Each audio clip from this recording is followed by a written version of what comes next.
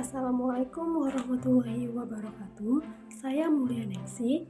Di sini saya akan membahas mengenai pelajaran biologi, yaitu tentang anabolisme karbohidrat. Anabolisme karbohidrat. Memasuki materi tersebut, ada yang tahu apakah itu anabolisme? Nah, jadi anabolisme merupakan rangkaian reaksi kimia yang substrat awalnya itu berupa molekul kecil dan produk akhirnya itu berupa molekul besar. Nah, jadi ada contoh anabolisme karbohidrat. Nah, apa itu? Contohnya yaitu fotosintesis dengan bantuan energi cahaya matahari. Fotosintesis adalah sintesis yang memerlukan cahaya yang berasal dari kata foto, yaitu cahaya, dan sintesis, yaitu membuat bahan kimia. Jadi, fotosintesis ini merupakan peristiwa penggunaan energi cahaya untuk membentuk senyawa dasar karbohidrat dari karbon dioksida dan air. Nah, ada yang tahu di mana tempat terjadinya fotosintesis? Jadi, tempat terjadinya fotosintesis ini yaitu di kloroplas, yang mana kloroplas ini mengandung pigmen hijau, yang mana kloroplas ini tersusun dari stroma, tilakoid, dan grana.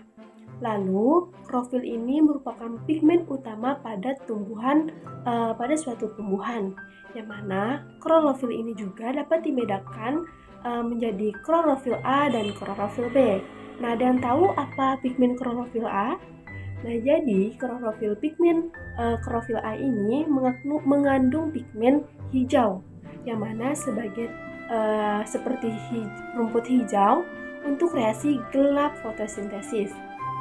Sedangkan pada klorofil B ini pigmennya ini hijau kebiruan yang mampu menyerap cahaya biru dan merah kejinggaan terdapat seperti tumbuhan ganggang hijau.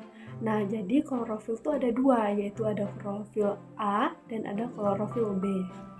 Nah, tumbuhan juga disebut dengan organisme autotrof, yang mana autotrof itu sendiri, sedangkan tropik ini merupakan makanan.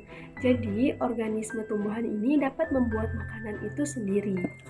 Selanjutnya yaitu ada jalannya reaksi-reaksi fotosintesis pada proses fotosintesis, yang dimana terdapat dua reaksi. Yang pertama yaitu ada reaksi terang, yang kedua ada reaksi gelap.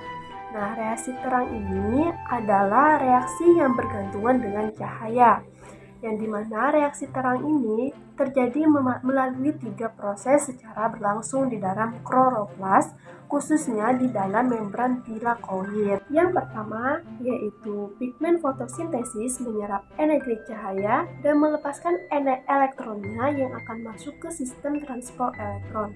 Yang kedua, molekul air pecah, ATP dan NADPH terbentuk dan oksigen dilepaskan. Yang ketiga, pigmen fotosintesis tersebut yang melepaskan elektron akan menerima kembali elektron tersebut sebagai gantinya. Nah, itu merupakan 3 proses secara berlangsung reaksi terang. Selanjutnya ada reaksi gelap. Reaksi gelap ini kebalikan dari reaksi terang, yaitu reaksi yang tidak bergantung dengan cahaya.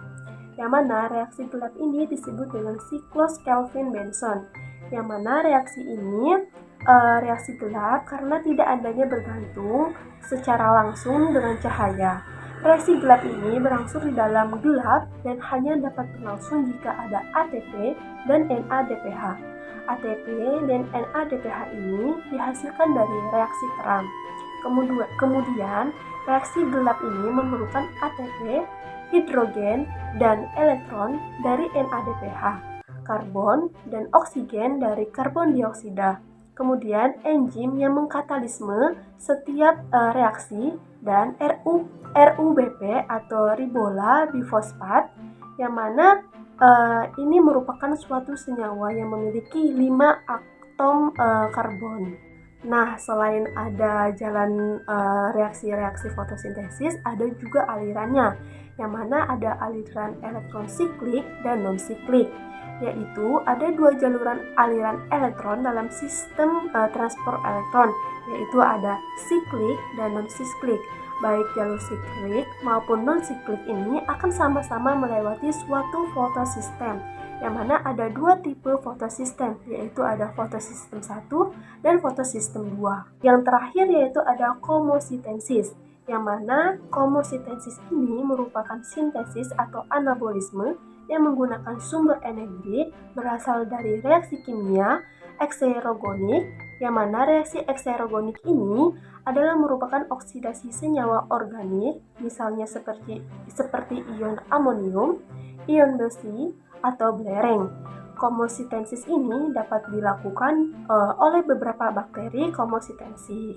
Baik, cukup sekian video mengenai materi anabolisme karbohidrat yang telah dijelaskan menggunakan contoh dari anabolisme karbohidrat ini, yaitu berupa prosesnya fotosintesis. Nah, semoga video ini dapat bermanfaat dan menambah wawasan mengenai anabolisme karbohidrat. Maka dari itu, apabila ada kekurangan, saya mohon maaf. Maka saya akhiri dengan wassalamualaikum warahmatullahi wabarakatuh.